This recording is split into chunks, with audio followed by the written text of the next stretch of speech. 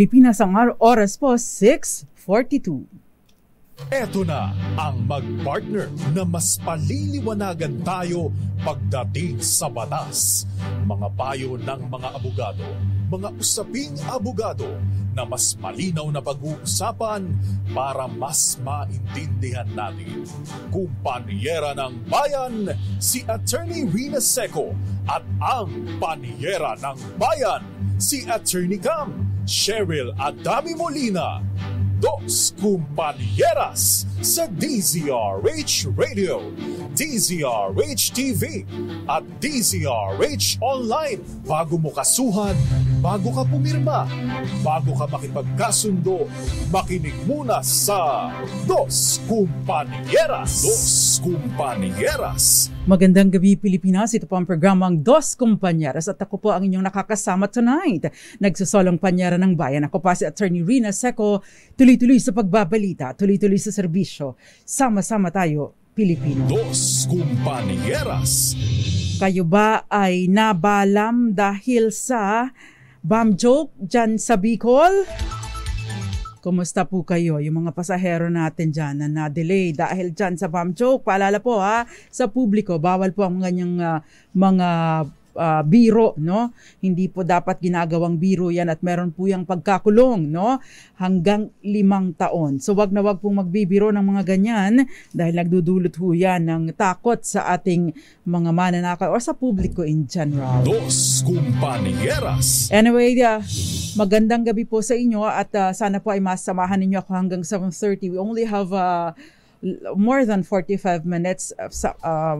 Malaking bahagi of it shall be devoted to commercial. So magtutuloy-tuloy na po ako dahil ang talakayan po natin ay patungkol doon sa kapag ka may gumamit ng property mo, nagtayo ng structure, nagtayo ng bahay, nagtayo ng building, nagtayo ng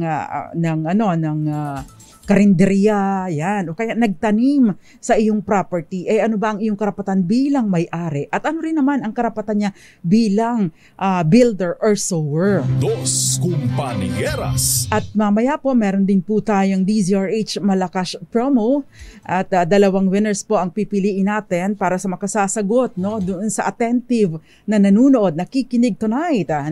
Magbibigay po tayo ng premyo, 500 pesos para sa 2 nakatutok sa ating programa tonight at sasagot sa ating questions, ang DZRH Malakas promo question ngayong gabi. And of course, ito po ay ang sagot sa ating talakayan ay makikita ninyo malalaman ninyo sa ating talakayan tonight. Kaya tutok lang po So magandang gabi po sa inyong lahat. Ready po akong sumagot ng inyong mga question related sa ating topic tonight. Dos Kumpanieras. Okay, ang tanong, ano ba yun? Ang tanong, dapat bang magbayad ang may-ari bago mapalis ang nagtayo ng bahay o nagtanim sa kanyang property? Usually, sasabihin, anong karapatan yan? Ako may-ari ng property, no? Bakit ko siya babayaran? Nag-squat na nga siya sa property ko, ginamit na nga niya ng property ko, bakit ko siya babayaran? 'Di ba? Pero hindi po sa lahat ng pagkakataon ay ganoon ang linya dapat, no? Dahil meron din po mga exception dito sa batas. Ang sabi po kasi sa batas ay dapat natin munang i-identify. Yun po bang nagtanim o nag-build ng structure, nagtayo ng structure, bahay o kung ano man dyan sa inyong property ay builder in good faith or sower in good faith, or in bad faith po ba ang nag-build o nagtayo ng structure o nagtanim sa ating property? Dos Kumpanieras. Mahalaga po itong malaman kung in good faith or in bad faith siya because the law says, no? May iba pong mga karapatan, no? At mas malaki po, mas mataas po ang karapatan ng builder in good faith. Kaya nga po importante malaman natin, is the person a builder in good faith? So, ang tanong ay sino po ba ang builder in good faith? No? 2 instances lang po na maaaring maituring na builder in good faith. No? Una, syempre kung ito ay may pahintulot ng nagmamay-ari ng property. So, ibig sabihin may kapangyarihan siya, binigyan siya ng permiso, ng kapangyarihan, ng authority na magtayo o magtanim sa property ng may-ari. No? Pero, meron din naman pong pagkakataon na itinuturing na builder in good faith or sower in good faith ang isang tao kung halimbawa po, no, bagaman at walang pahintulot ng may-ari ang pagtatanim o kaya naman ay pagtatayo ng structure sa property na pagmamay-ari ng iba, no? Kapag ka po ito ay yung tinatawag nating honest mistake. Akala ko kasi parte pa ito ng property ko, no? So nagkamali siya. So in all honesty and in good faith, naniniwala siya, akala ko talaga, no? Ito ay property ko. So therefore, no, siya ay maituturing din na builder or sower in good faith. Dos Compañeras. Attorney, ano naman po kapag ka tinatawag na builder in bad faith, no? Ang builder in bad faith ay yung pong walang authority, hindi nagpaalam, hindi pinayagan, at alam niya na hindi pumapayag ang may-ari. At alam niya na bawal, no? Ipinagbabawal ito ng may-ari at meron siyang hindi magandang intensyon, no? At nagnanais siya na makalamang doon sa may-ari ng property. That is a person in bad faith. Dos Compañeras. So kung meron na pong express na prohibition o pagbabawal o kaya ay hindi pinayagan ng may-ari, no? O kaya naman ay alam ng tao na nagtatayo o nagtatanim doon na hindi kanya at walang kamalayan ang may-ari, the person is a builder or sower in bad faith. Dos Compañeras. Bakit ba kailangang malaman natin muna, no, kung ito bang taong ito ay builder in good faith o builder in bad faith, no? Magnamamatter po ito kasi iba-iba po ang karapatan, no? Magkaiba ang karapatan ng builder in good faith at ang builder in bad faith. Kapag ka po builder in good faith, unang-una, meron pong karapatan, no? Doon muna tayo sa karapatan ng may-ari ng property, no? Meron pong tatlong opsyon ang may-ari ng property kapag ka ang builder sa kanyang property ay in good faith, no? Pwede pong angkinin ng may-ari ng property ang itinanim o kaya ay ipinatayo sa kanyang property basta mabayaran niya yung halaga ng pananim o kaya ng itinayo dito, no? Sinasabi din po na karapatan ng builder, no, o ng nagtanim na siya ay ma-reimburse at meron po siyang right of retention. Ano ba yung right of retention? Hindi niya i-release ang property, hindi niya ibabakit ang property hanggat hindi nababayaran sa kanya, hindi nare-reimburse sa kanya ang nagastos niya sa ipinatayo niya or itinanim niya sa property ng iba. Dos Compañeras. Ngayon, isa rin po sa mga opsyon ng may-ari ng property ay obligahin ang nagtayo ng property or nagtayo ng structure o nagtanim ng mga pananim sa kanyang lupain. Halimbawa po na hindi naman nalalayo ang value ng improvement o yung structure o yung itanim doon sa value ng lupa, no? Kapag ka po ganito, maari pong obligahin ng may-ari ng property ang nagtanim o ang builder or sower na bilhin o bayaran ang value ng property. So pwede po magkatuluyan into bentahan. Dos Compañeras. So ang karapatan pong ito ay nasa may-ari ng property.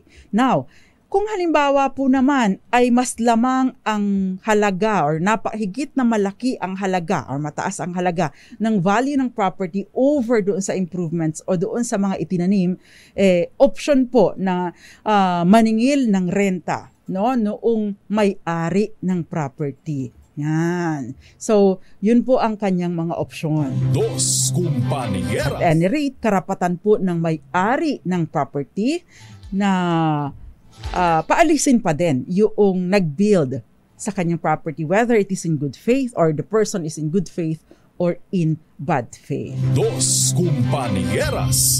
Okay, what about magkano naman po ang bayad na renta kung sakasakali? Pwede po ninyo, kung hindi kayo nagkakasundo, pwede po ninyong ipafix sa korte ang halaga ng renta. Now, itutuloy ko na po para sa builder in bad faith. Kapag ka builder or sower in bad faith, ibig sabihin, alam po niya na hindi siya ang may-ari at walang pahintulot ang may-ari, pumilit na pumasok sa property ng iba at magtanim doon o kaya magtanim ng magtayo ng kanyang bahay, magpagawa ng kung anumang structure doon, wala po siyang karapatan na ma-reimburse, no? Wala po siyang karapatan na ma-reimburse doon sa kanyang nagastos sa pagpapagawa ng structure o pagtatanim sa property ng iba. Dos Compañeras. In fact, no, karapatan po ng may-ari ng property na kanyahin ang kung anumang ipinatayo doon na hindi kailangang bayaran, no?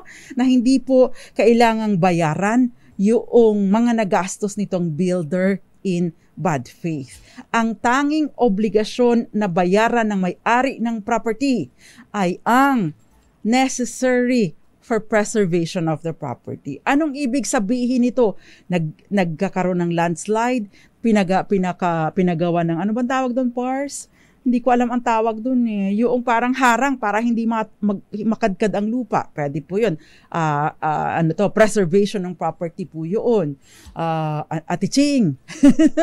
Saklolo, hindi ko alam kung anong tawag dun eh. Kapag ka yung, it's not really seawall, pero kapag ka nagla-landslide, hindi po ba? Yun, preservation ng property. Let us say, for example, bahay, no? Sira na yung bubong, yung tumuloy dun sa bahay ninyo, pinagawa niya. So, necessary po yun. So, ibig po sabihin, ay dapat po na ma-reimburse siya doon.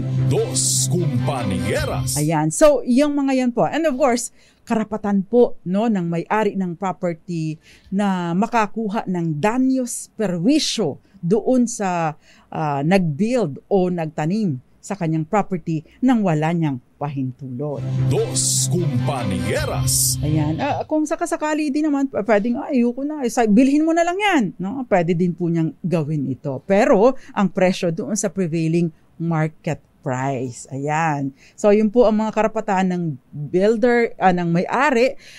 Depende kung builder in good faith o builder in bad faith. Now, the question is, para sa ating DZRH Malakas promo, kailan obligadong magbayad ang property owner para mapaalis ang nag-occupy sa kanyang property? Yan. So, yan po ang ating tinatalakay tonight at yan po ang ating DZRH Malakas promo question.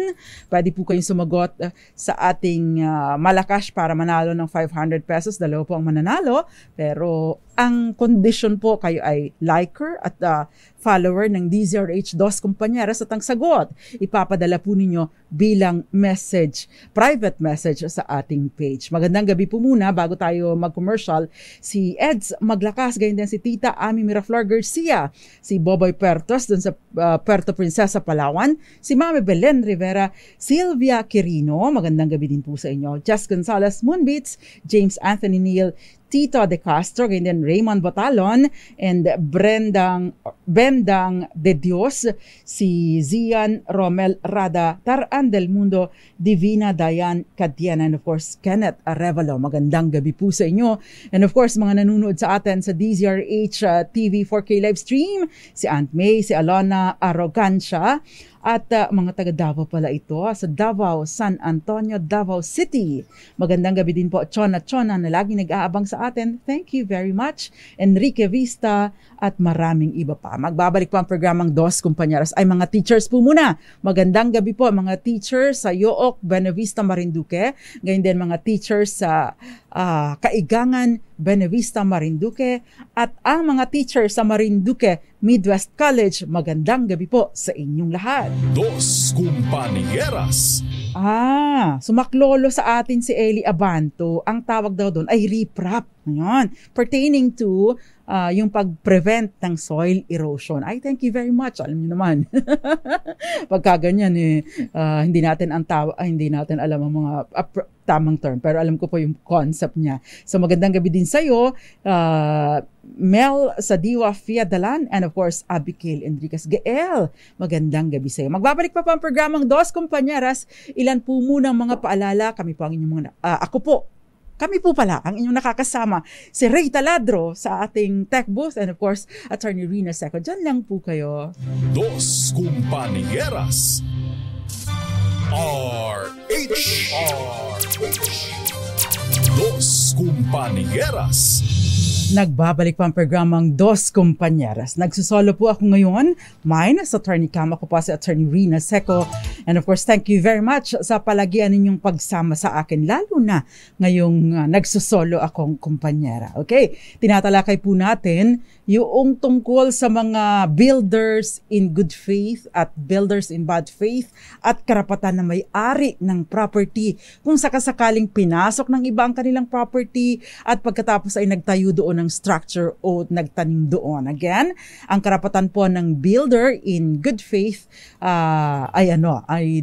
ang karapatan po ng builder in good faith ay ang mabayaran, no, doon sa kanyang ginastos na inintroduce na improvement doon sa property, no.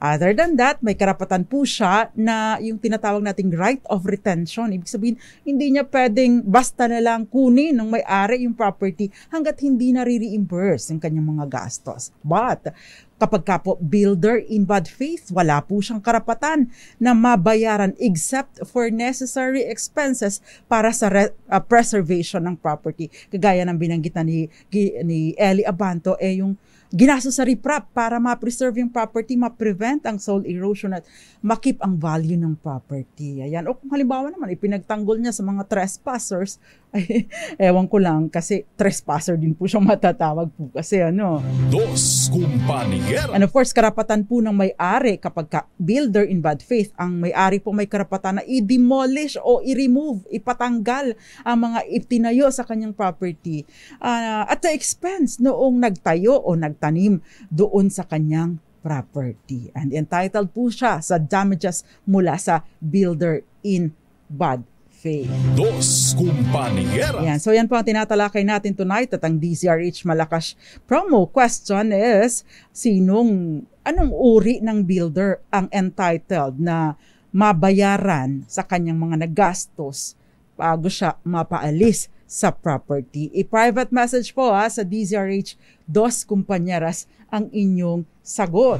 Dos Compañeras. Si Alexis Tiger, gayon din si Sylvia Quirino, si Brian De Leon, doon po sila sumasagot sa ating comment section. Doon po sa ating DZRH bilang sagot sa ating private message sa ating DZRH Dos Compañeras. Si Mami Jovita Adami ay nanunood, ang mami ni Attorney Cam. Of course, magandang gabi din po sa inyo, Maricor Angeles and Girly Cañas. Laging nanunood sa atin, kaya naman pinapabati niya si Lola V. Magandang gabi po sa inyo, Lola V. Ang Lola V ni Girly Cañas at nakikilola na din ako. Sumasagot din si Aleli Coronel. Doon po kayo sumagot sa ating DZRH Dos Compañeras bilang private message. Ayan. Meron pong first question dito. Sabi niya, ito yung paano kung may nagtayo ng bahay sa lupa without the landowner's consent. Ano ang pwedeng gawin? Siyempre, pwede po ninyo siyang paalisin. I-demand. Unang-una po ninyong gagawin, kailangan po ninyong padalhan ng demand letter. Pwede din po kayong dumulog sa barangay. Yun pong pagdulog ninyo sa barangay ay requirement po ito, sa pagsasampa ninyo ng either forcible entry or unlawful detainer. Kapag ka po unlawful detainer, ibig po sabihin legal yung pagpasok nila sa property. Pagkatapos halimbawa, pinapaalis na ninyo, hindi ayaw umalis, and yun po yung unlawful detainer. Pero you have to file within 1 year from the time na arise ang inyong karapatan. Otherwise, ibang aksyon na po ang isasampa ninyo. Kapag ka po ang lawful detainer, ito po ay sa mababang korte lamang, MTC, MCTC, MTCC. Yan, yun po isinasampa ang kaso. Pero pag lumagpas na po ng 1 taon, ang tinatawag po dito yung aksyon publisyana. Ibig po sabihin, action to recover possession of the property. Yun. For as long as wala pong pag-aangkin o pagkakamkam na ginagawa. Dos Compañeras. Ngayon, kung halimbawa naman po walang consent kumbaga, pumuslit na lang, ito po yung tinatawag na forcible entry at sinasampa din po ito sa mababang kapulungan, not regional trial court but MTC, sa mas mababa pang korte, first level court. Now, requirement po dito ang pagdulog sa barangay at kapag hindi po kayo nagkaayos, you go to court bringing yung certificate to file action mula po sa barangay. Ito pong forcible entry, ejectment, base sa forcible entry or unlawful detainer, ay hindi po ito dumadaan sa prosecutor's office dahil ito po ay civil na kaso lamang at wala po itong kulong. Ang tanging intensyon ay ang pagpapaalis sa kanila, although pwede rin po kayo manghingi ng danyos perwisyo. Dos Compañeras. Okay. Si Christian Carlo Villaraza ay nanunod sa atin sa Palawan South. Magandang gabi sa inyo. Oo, solo flight po tayo ngayon. Ganyan din si Rudy Palma at si Chona na nanonood sa atin. Merong question dito. May lote po kami sa tabi ng barangay. Una, tinaniman ni Kap. Bali, pinayagan namin. Kasi po, sabi niya, lilinisin niya at gagamitin lang niya habang hindi pa namin kailangan. Babalik din pag gagamitin na namin. Nung nagka-pandemya po, ginawa niya ng kubo. Kasi daw po, mahirap daw po na uuwi sila sa kanila. Baka daw po mahawa ang pamilya niya kung magka-COVID. Kaya doon siya lagi umuwi. Kasi nga daw po, lagi siyang nagro-ronda. Pumayag po kami kasi sabi namin, pumayag po kami. Basta ang sabi po namin, hanggang kubo lang, yung pwedeng tanggalin agad. Hindi po namin namalayan, nag-semi-concrete na po pala siya ng 3-door apartment na pinarentahan niya. Binabawi na po namin ang lote, ayaw po niyang ibalik at dapat daw po ay bayaran namin siya sa nagastos. Tama po ba yun? Dos Compañeras. Ito yung problema, si Kap ang may gawa. Paano ka magsusumbong sa barangay? Si Kap yung kalaban mo. Ayan, pero may karapatan pa rin po kayo. Ito po yung tinatawag na possession by mere tolerance. Si Kap po, bilang ang usapan ninyo ay hanggang kubo lang yung pwedeng tanggalin, no? By mere tolerance lang ang kanyang paggamit or pagpossess ng inyong property. And therefore, si Kap po may be considered a builder in bad faith. Ibig pong sabihin, hindi kayo obligado na bayaran ang kanyang nagastos sa pagpapatayo ng apartment. In fact, dahil maliban pa sa pinagkakitaan at hindi naman siya pinayagan, no? Hanggang dun lang sa kubo ang pahintulot sa kanya, karapatan po ng may-ari na mabayaran siya ng danyos, perwisyo, or damages sa ginawa ni Kap. Ayan. Dos Compañeras. Pwede po ninyong ang kinin yung 3-door apartment na yun. Pwede din naman po ninyong ipa-demolish ito. Depende po sa inyong kagustuhan. Kayo po ang may say bilang may-ari ng property. Ayan. So, yan po yung second question natin. May third question pa dito.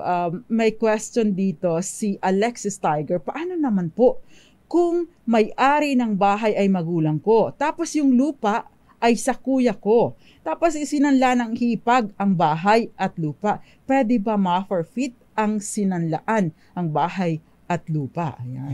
Dos Compañeras. Yun pong sino pong nagsanla? Yung hipag, yung po bang hipag ay merong pahintulot mula sa may-ari ng lupa o may-ari ng property. Kasi kung hindi po nagbigay ng pahintulot ang may-ari, wala po siyang karapatan na magsangla nito. Pangalawa, pwede po ninyong bilang may-ari ng property, no? Pwede po ninyong declare na walang bisa, no? Habuli ng property at wala rin pong authority ang pinagsanglaan na i-forfeit or i-foreclose ang mortgage on the property because hindi naman siya ang may-ari, no? Yung nagsangla sa kanila. Ayan. Dos Compañeras. Next question. Problema po ng father-in-law ko. By the way, pinag-uusapan po natin pagtatanim ng halaman, tanim. Hindi po pagtatanim ng sama ng loob, ha? Wala pong kumikita sa pagtatanim ng sama ng loob. Problema po ng father-in-law ko, may pinatira lang po na pamilya nung nag-lockdown, walang kontrata. Nawa po kasi ang father-in-law ko na wala ng trabaho. Pinalayas po ng landlord sa inuupahan. Usapan, pag pwede na umuwi sa probinsya, uuwi na sila. Hindi na po umuwi. Ginawa nila ng karinderya sa harap yung apartment. Yung father-in-law ko namatay naman po sa COVID. Ngayon, inaangkin nila at sinasabing donate sa kanila ng father-in-law ko ang property, which is impossible pong mangyari. Ano po ang pwedeng gawin? Dos Compañeras. para po hingan po ninyo ng katibayan, no?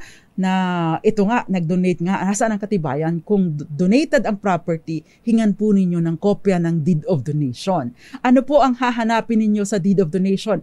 Na totoo nga ang ibinibigay sa kanyang property, na valid din ang documentation. Anong ibig sabihin nito? Kahit pa po merong pinirmahan ang father-in-law ninyo na ibinibigay ko na kay Ray Taladro ang property, dinudonate ko sa kanya dahil kawawa naman siya. Kung hindi po ito in proper format, anong ibig sabihin nito? Entirely written, signed with date, and notarized and accepted by the donee, yung pinagbigyan during the lifetime of the donor. Dos Compañeras. Take note po ha, ang sinasabi po ng batas kapag ka donasyon, it must be in a public instrument. Ibig sabihin, dapat po ito ay notarized. At ang pagpapanotarize, dapat sa harap, nandoon nakaharap ang mga partido, yung nagdo-donate doon sa notaryo publiko. Kung defective po ang notarization, ibig po sabihin, nare-reduce ang dokumento into a private instrument and therefore, hindi pa rin po valid ang donasyon. Dos Compañeras. Kaya po sa mga nagdo-donate dyan na talagang desidido at intensyon talagang ibigay ang property nila sa kanilang pinagbibigyan, make sure that you do it properly in a public instrument at pinapirma na din ninyo, I hereby accept this donation. Ganon. Now, kapag ka po itong yung nagpadala sa atin ng message na tungkol sa father-in-law niya na i-donate, pwede po kayo, no? Kung halimbawa po hindi totoo yung donasyon, pwede po kayong magsampa ng kaso, ejectment, either for ito kasi may pahintulot kasi naawa. So, ito po ay unlawful detainer, no? Pero pareho pa rin po yung nature nun. Kailangan po ninyong patunayan na kayo ang may karapatan dahil kayo naman po na ay yung tagapagmana pala, no? Tagapagmana po ng inyong father-in-law ang may karapatan na magsampa ng kaso sa korte para sa ejectment. Ngayon, kung lumagpas na po ng 1 taon mula dun sa demand niyo na umalis na, dapat po ay pwede po kayong magsampa ng kaso for action publishana. Pwede din po, although kasi sinasabi niya may pag-aangkin na recovery of ownership, pero wala namang, kung walang malinaw dokumento, ay possession lang. Dos Compañeras. Ayan, kapag ka po recovery of possession, ito po ay sa Regional Trial Court isinasampa. Magandang gabi po muna, Ginoong Hilo Campo. Gayon din si Gael Enriquez. Sasama talaga loob mo pag tinaniman muna sa lupa mo tapos hindi man lang nagbigay ng share. Ay totoo. Joey Lee, magandang gabi sa iyo. And of course, Engineer Paul Canson, nakikinig sa atin while driving.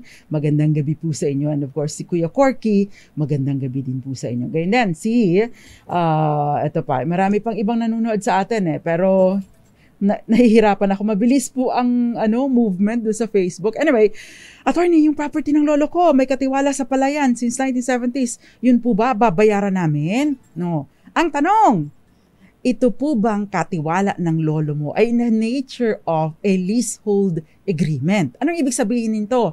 Yun po yung pagkakaintindi natin nung araw na tenant, no?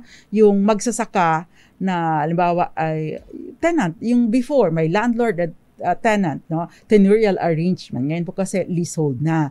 Kung ito po ay sa pagsasaka at may leasehold agreement at meron pong regular na pagbabayad ng renta doon sa property, hindi po ito basta-basta pwedeng paalisin. Entitled po siya sa disturbance compensation. Anong ibig sabihin nito?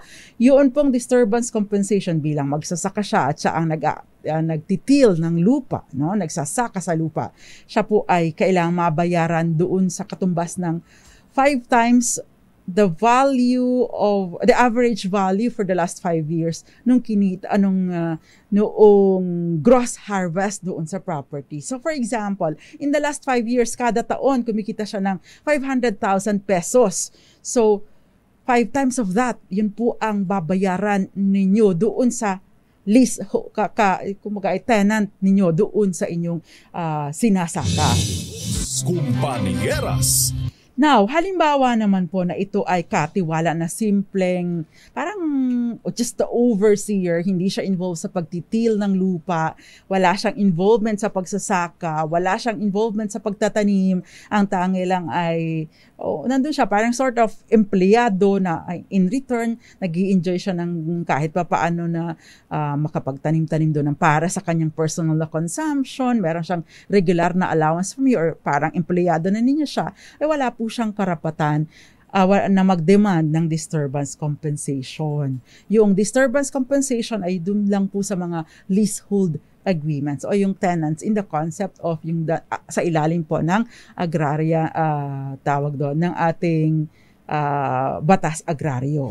Dos Compañeras. Now, magko-commercial tayo, Pars? Yes? Yes or no? Magko-commercial tayo? Yes, magko-commercial daw po tayo. Pero si Hilaria Pagunuran ay nanonood sa atin, ganyan si Odette Ogsales at maraming iba pa. Pero ibibitin ko po itong question. Si MR, is this MR o Mr. Soriano?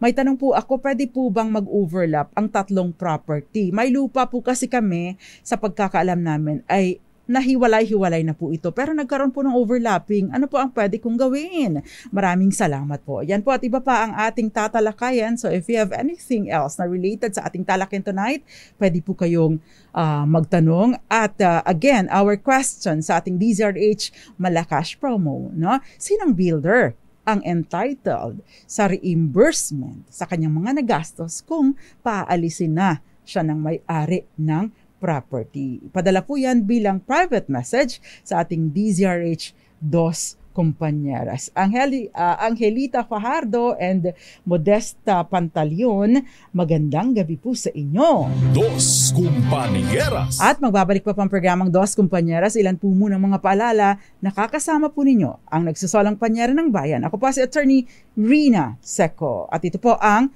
Dos Compañeras. Dos Compañeras. Dos Compañeras po, kasamang nagsusolang panyera ng bayan. Ako po si Attorney Rina Seco. Itong si Nono, sabi niyo, pangarap ko pong mapanood si Attorney Seco na walang face mask. Pasensya na po kayo. Actually ngayon, alanganin po kasi yung may hika po kasi ako, may medyo sensitive, no?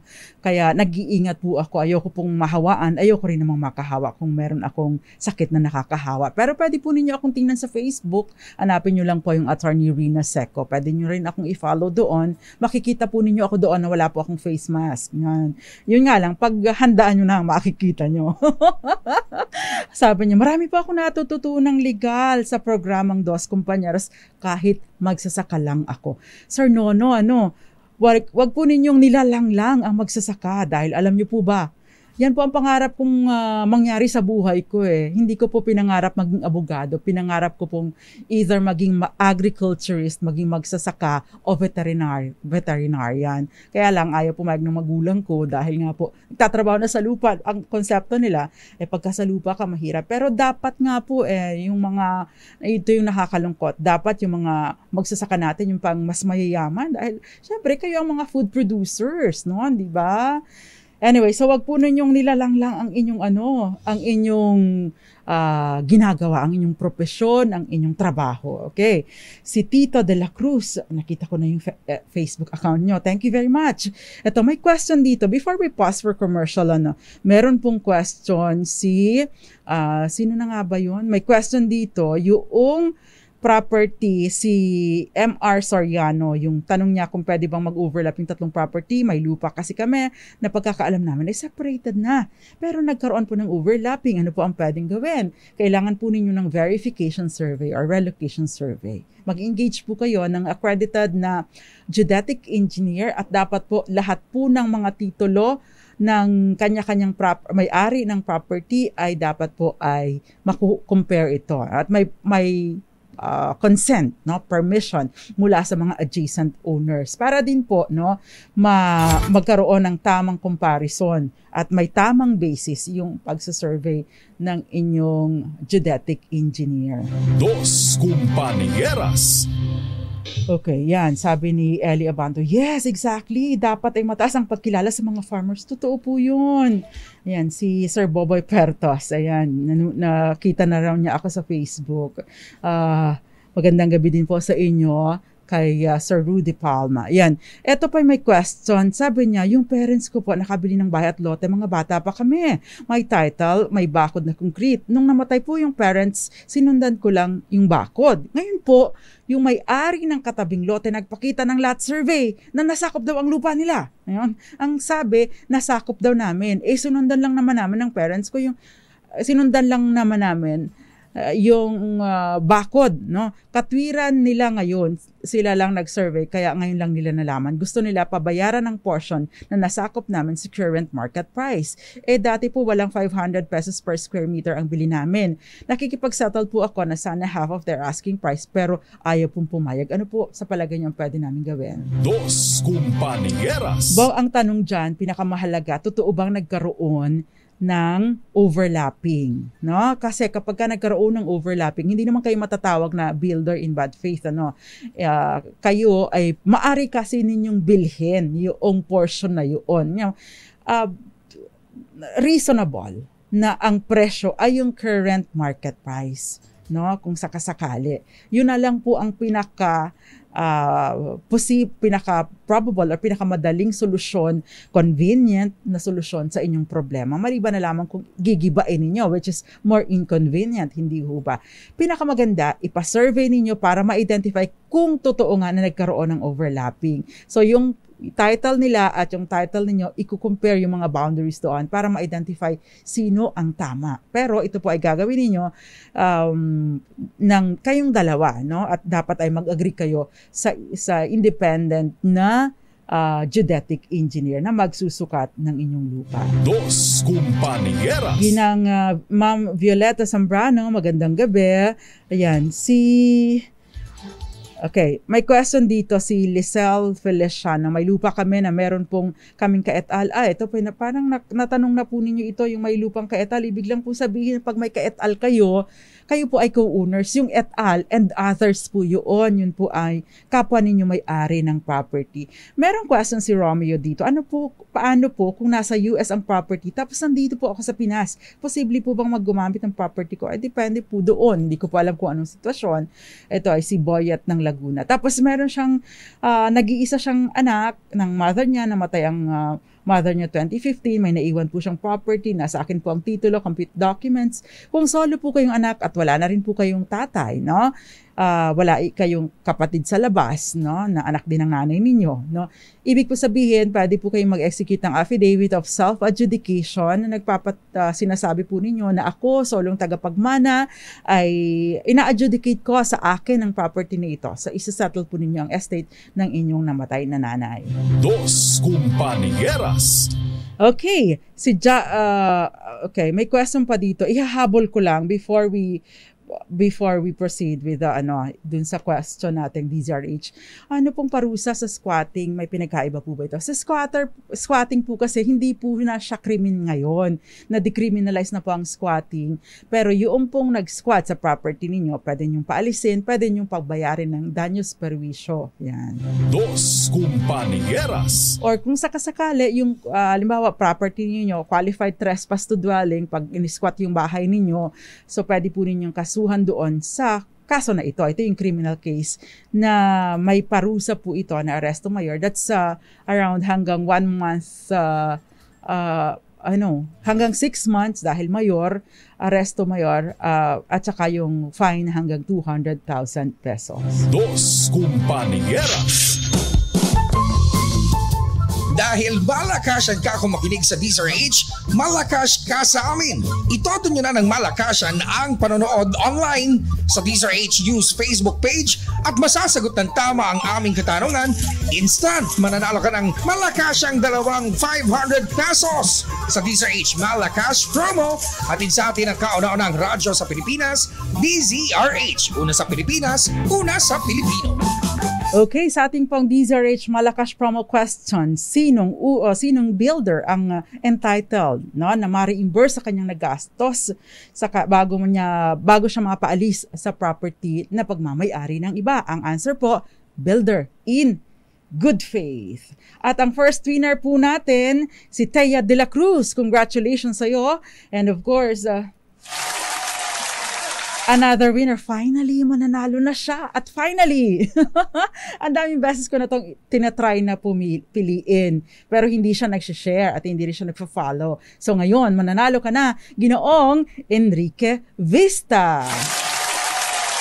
Congratulations po sa inyo. Pinapalakpakan kayo ni Eduardo Narvaez at ang marami pa nating tagapakinig.